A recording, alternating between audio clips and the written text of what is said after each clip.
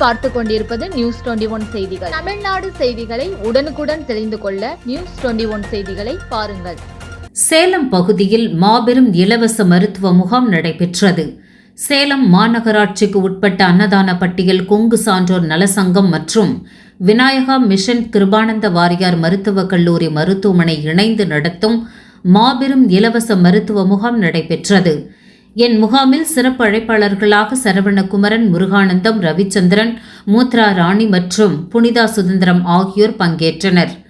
இந்த முகாமினை ரவிக்குமார், தங்கரதி, கலைச்செல்வன், செந்தில்குமார், துரை, முகுந்தன், கருணை, சரவணன் மற்றும் சேலம் மாவட்ட நிர்வாகிகள் சிறப்பாக நடத்தினர்.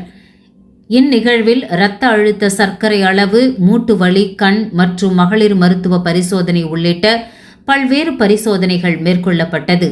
இந்நிகழ்வினை ஏராளமான பொதுமக்கள் கலந்து கொண்டு பயனடைந்தனர்.